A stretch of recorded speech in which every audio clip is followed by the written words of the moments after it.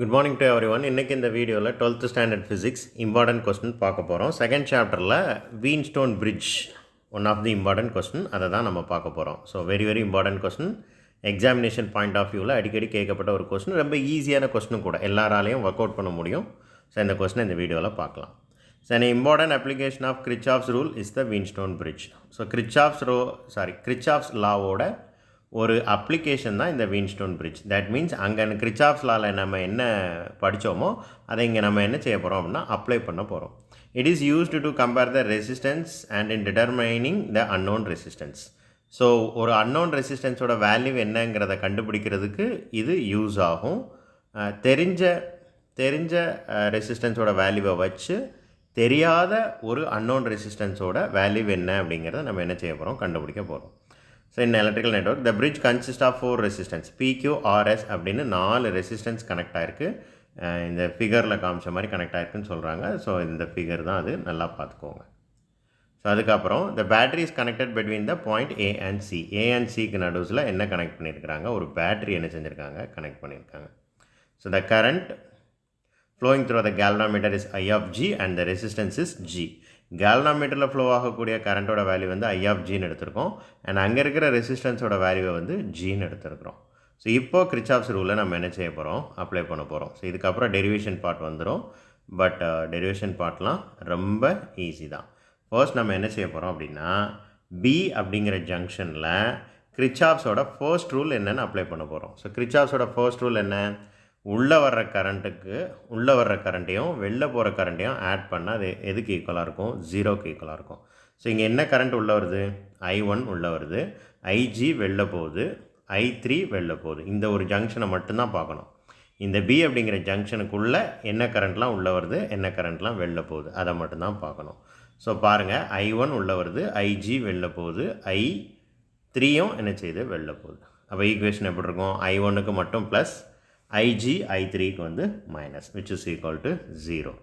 அதே மாதிரி பாயிண்ட் Dயில் இதே மாதிரி மறுபடியும் கிரிச்சாஃப்ஸோட ஃபர்ஸ்ட் ரூல் என்ன அப்படிங்கிறத நம்ம என்ன செய்ய போகிறோம், அப்ளை பண்ண போகிறோம்.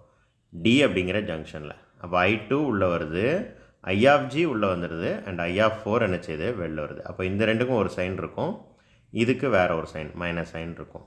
பாருங்கள், I of 2 I of G ரெண்டும் ப்ளஸ் ஆகிடுது, I of 4 மட்டும் என்ன ஆகிடுது, மைனஸ் ஆகிடுது. ஓகே, இதுக்கப்புறம் கிரிச்சாஃப்ஸோட செகண்ட் ரூல் அப்ளை பண்ணணும். ஸோ கிரிச்சாஃப்ஸோட செகண்ட் ரூல் ஏதோ ஒரு க்ளோஸ்டு பாத்தில் தான் அப்ளை பண்ண முடியும். அப்போ அது எதுன்னு பாருங்கள், ABDA. ஸோ இப்போ நம்ம படத்தை எடுத்துக்கிடுவோம். ABDA எங்கே இருக்குதுன்னு பாருங்கள், ABDA. ஓகேவா, இதில் தான் நம்ம இப்போ கிரிச்சாஃப்ஸோட செகண்ட் ரூல் அப்ளை பண்ண போகிறோம். ஸோ செகண்ட் ரூல்னால் என்ன செய்யணும், இந்த கரண்ட்டையும் ரெசிஸ்டன்ஸையும் மல்டிப்ளை பண்ணணும், இந்த கரண்ட்டையும் ரெசிஸ்டன்ஸையும் மல்டிப்ளை பண்ணணும், அண்ட் இந்த கரண்ட்டையும் ரெசிஸ்டன்ஸையும் என்ன செய்யணும், மல்டிப்ளை பண்ணணும். ஸோ மல்டிப்ளை பண்ணி வச்சுட்டு அதுக்கப்புறம் இந்த 3 வேல்யூவையும் என்ன செய்யணும், ஆட் பண்ணணும். ஆட் பண்ணும்போது என்ன நடக்கும், கிளாக் வைஸ் டைரெக்ஷனுக்கெலாம் ஒரு சைன். ஸோ இது கிளாக் வைஸில் இருக்குது, இதுவும் கிளாக் வைஸில் இருக்குது, இது மட்டும் ஆன்டி கிளாக் வைஸில் இருக்குது. அப்போ கிளாக் வைஸில் இருக்கிறதுக்கெலாம் ஒரு சைன், ஆன்டி கிளாக் வைஸில் இருக்கிறதுக்கெலாம் வேறு ஒரு சைன். ஸோ ரெண்டுக்கும் ஒரு சைன் எடுத்திருப்பாங்க. I1 Pக்கும் IG Gக்கும் ஒரு சைன் எடுத்திருப்பாங்க. I2 Rக்கு மட்டும் என்ன இருக்கும், மைனஸ் இருந்திருக்கும். ஓகே, நான் சொன்ன மாதிரி வந்துடுச்சு. இதே மாதிரி அடுத்து கிரிச்சாஃப்ஸோட வோல்டேஜ் ரூல் ABCDA அப்படிங்கிற லூப்பில் என்ன செய்ய போகிறோம், அப்ளை பண்ண போகிறோம்.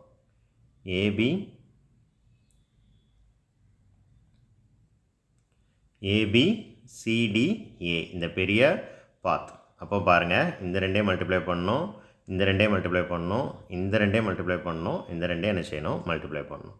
ஸோ இப்போ அதே மாதிரி தான் இப்போ கரண்ட்டோட டைரக்ஷன் என்னங்கிறத என்ன செஞ்சுக்கோங்க, பார்த்துக்கோங்க. இது கிளாக் வைஸ், இதுவும் கிளாக் வைஸ், ஆனால் இந்த ரெண்டும் ஆன்டி கிளாக் வைஸ். ஸோ இந்த ரெண்டுக்கும் ஒரு சைன் வந்திருக்கும், இந்த ரெண்டுக்கும் ஒரு சைன் இருக்கும், இந்த ரெண்டுக்கும் வேறு ஒரு சைன் இருக்கும்.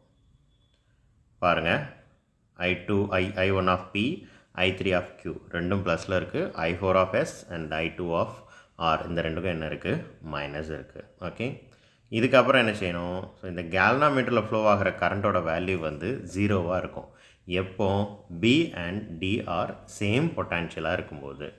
ஸோ அந்த டைமிங்கில் இந்த பிரிட்ஜ் வந்து பேலன்ஸ்டாக இருக்குதுன்னு அர்த்தம்.